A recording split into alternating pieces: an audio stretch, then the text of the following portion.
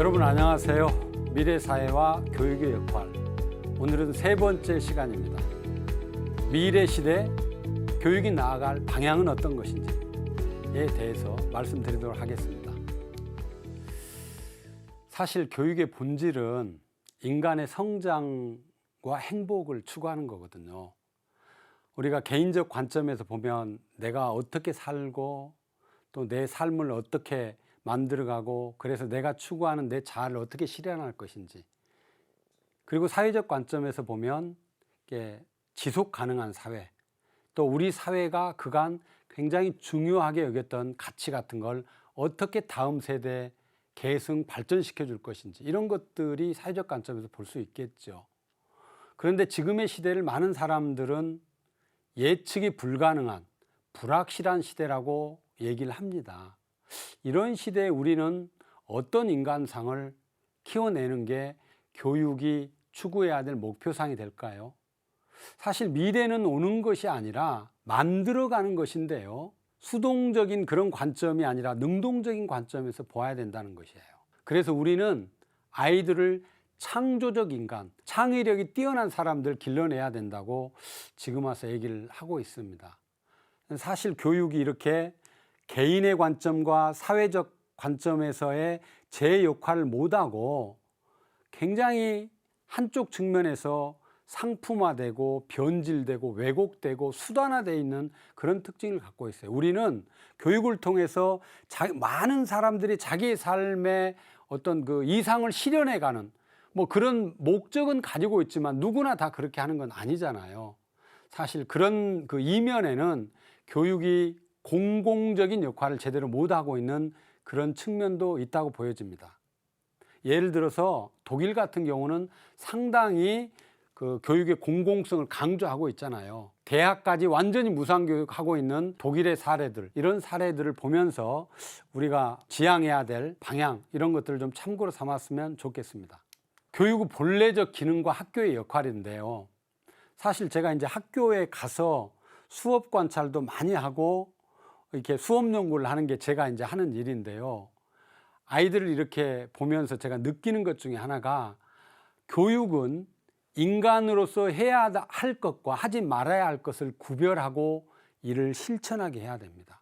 사실 인간은 본인이 하고 싶은 걸요, 모든 걸 다 할 수 없어요. 하고 싶어도 하지 말아야 될 게 있어요. 반면에요, 하고 싶지 않은데 해야 될 일이 있습니다. 이런 것들이 잘 유지돼야만이 더불어 사는 삶이 가능하겠죠.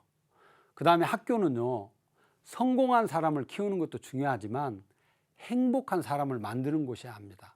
우리는 지금까지 출세지상적인 그런 학교, 이걸 굉장히 추구했는데 각각의 재능을 발현시킬 수 있어서 어떤 일을 하며 살아도 사실은 좀 행복하게 살 수 있는 그런 어떤 사람을 만들어주는 곳이 학교여야 합니다.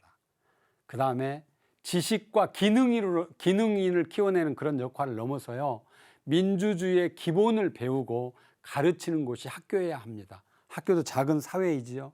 학교 안에서 협력하고 사회성을 기르고 더불어 사는 것들, 이런 것들을 사실은 학교에서 배우고 깨우쳐야 되는 거거든요.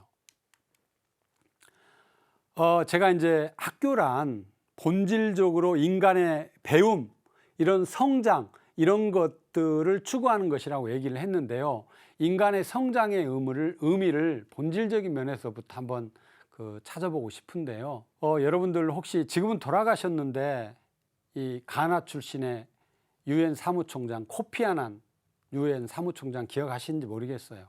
이분이 노벨 평화상까지 받으신 아주 훌륭한 분이신데요, 이분의 일화입니다. 이분이 자기 자서전에 썼던 일화인데요, 이분은 어린 시절에 미국 애틀란타 야구장에서 구두 닦기를 하는 소년이었어요. 근데 구두만 닦을 줄 알았지 야구장에 들어가 본 적도 없어서 야구가 어떻게 진행되는지도 몰랐습니다. 하루는 탁 하는 야구 방망이에 그 소리가 나고 이게 공이 날아가는 장면을 건물에서 보면서, 건물 밖으로 보면서 어떻게 저렇게 야구공이 날아가지?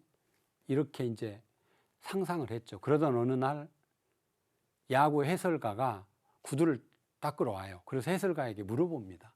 어떻게 그렇게 공이 멀리 날아갑니까? 그러니까 해설가가 얘기를 해줘요. 야구 공의 원리를 설명해 주면서 그 공에, 야구 공 아시다시피 실밥으로 이렇게 다 꼬매져 있잖아요. 공이 맨들맨들하지 않고 실밥으로 되어 있는 그 부분이 제어작용이 돼서 방망이에 딱 맞으면 그게 더 멀리 나갈 수 있다. 이런 얘기를 하면서 사람의 인생도 마찬가지다. 부모가 모든 걸 다 해주는 탄탄대로를 걷는 그런 삶보다는 넘어지고 힘들고 그러더라도, 깨지고 그러더라도 자기 스스로의 삶을 개척해가는 게 좋다. 뭐 이런 얘기를 하면서 너의 꿈은 무엇이니? 이렇게 물어봅니다.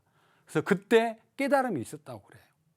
그걸 통해서 자기가 노력하고 삶이 달라졌다는 것을 자서전에 써놨더라고요.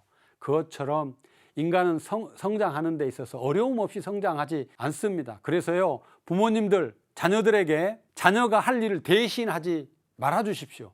아이들이 설령 넘어지고 힘들더라도 스스로 해갈 수 있도록 해주십시오.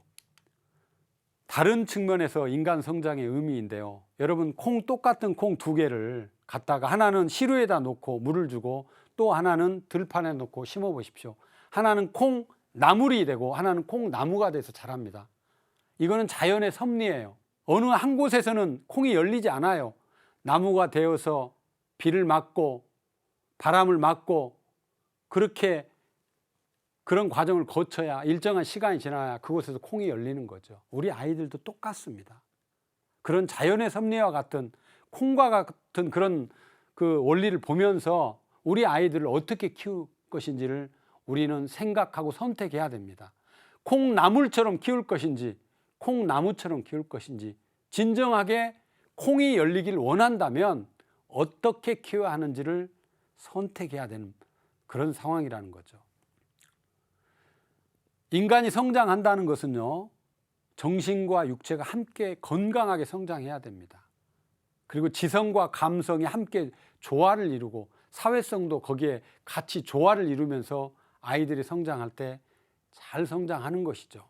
지식 중심만으로서 아이들이 커갈 수는 없습니다. 특히 오늘날 창의 융합 시대 뭐 이런 얘기를 많이 하는데, 어떤 그 팀으로서 함께 살, 공동체로서 함께 살 이런 어떤 미래 사회를 생각한다면 어떤 그 창의력이나 연대와 협력 의식 이런 것들을 많이 키워줄 수 있는 그런 교육으로 달라져야 되겠죠.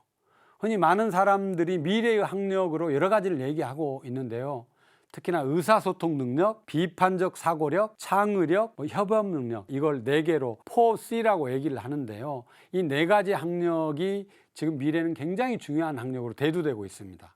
특히나 오늘날에는 문제 해결 능력이랄지 이런 표현 능력, 자기를 스스로 잘 표현하면서 이렇게 민주시민으로서 살아갈 수 있는 이런 능력들이 굉장히 강조되고 있습니다. 그래서 이걸 요약해서 정리하자면 우리가 입력형 학력, 그러니까 이렇게 공부를 통해서 지식으로서 머리에 집어넣는 이런 학력이 아니라 내가 많은 것들을 소화해서 나로부터 나가는 능력, 이런 걸 진짜 이제 학력으로 인정하는 그런 그 상황으로 가고 있습니다. 그래서 내가 무엇을 아느냐보다 내가 무엇을 할 수 있느냐가 더 중요한 그런 시대라고 볼 수 있습니다.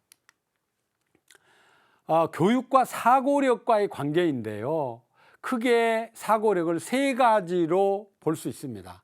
수용적 사고력, 비판적 사고력, 창의적 사고력으로 나눌 수 있는데요, 수용적 사고력은 자신이 배운 내용을 받아들이고 이해하고 암기하는 능력입니다.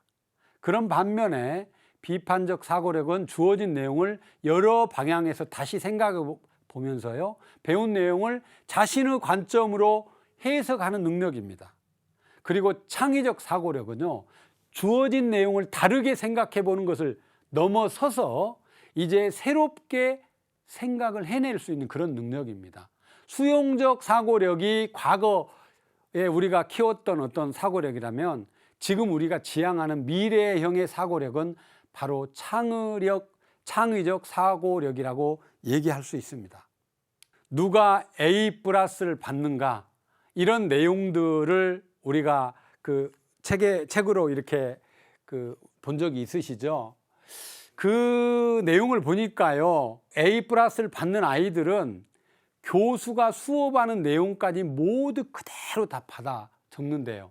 제가 아까 앞에서 말씀하신 수용적 사고력이 그런 능력을 키워주는데 그런 아이들이 굉장히 성적이 좋았고요. 또 본인 생각하고 교수 생각이 다르면 자신의 얘기는 쓰지도 않고 교수 생각만, 교수가 생각하는 대로 응답을 했을 때 성적이 높았다고 합니다. 그런 교육을 계속 하다 보면 어떤 사고력이 높아지겠어요? 우리가 진짜 지향하고 있는 비판적 사고력보다는, 또는 창의적 사고력보다는 수용적 사고력, 이것들이 높아지겠죠. 자, 미래 교육의 방향을 정리하도록 하겠습니다. 우선 우리 교육이 공공적인 측면에서 좀 공적 영역이라는 가치가 좀 확대되는 방향으로 가야 됩니다. 그래야만이 불평등한 세상을 좀 교정할 수 있고요. 또 한국 사회에 굉장히 고질적, 모든 것들을 다 블랙홀처럼 빨아들이고 있는 대학 서열화, 이 문제가 해결돼야 됩니다. 이거는 우리 국가가 나서서 해야 될 중요한 문제들이죠. 국공립대 네트워크를 하거나 사립대학을 공공형으로 재편하는 방향으로 좀 바꿨으면 좋겠고요. 그 다음 세 번째로 대학 입시제도 개편해야 됩니다. 뭔가 대학 입시에 의해서 학교 교육이 영향을 받기 때문에 대한민국의 많은 학교들이 정상적으로 교육을 할 수 있는 방향으로 입시제도를 좀 바꿀 필요가 있고요. 또 우리 상생과 협력의 교육관이 정립돼야 될 필요가 있고, 이제 학교에서만의 교육이 아니라 지역과 함께하는, 학교와 지역과 가정, 이 3주체가 공동체를 이루면서 바꿔가는 교육을 해가는 그런 방향으로 달라져야 될 것으로 보입니다. 마지막으로요, 미래 교육의 방향 이어서 갑니다. 6번째로 민주시민교육이 좀 강화돼야 되고요.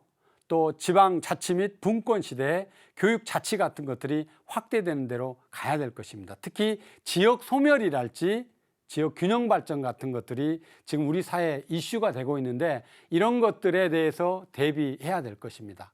4차 산업혁명뿐만이 아니라요. 그리고 이제 마지막으로 제가 정말로 강조했던 학교가 미래형 창의적 인재를 키우는 방향으로 가기 위해서는 도전하고 모험이 있는 그런 자율형 창의 융합형 학교, 이런 학교로 전환하는 것이 필요합니다.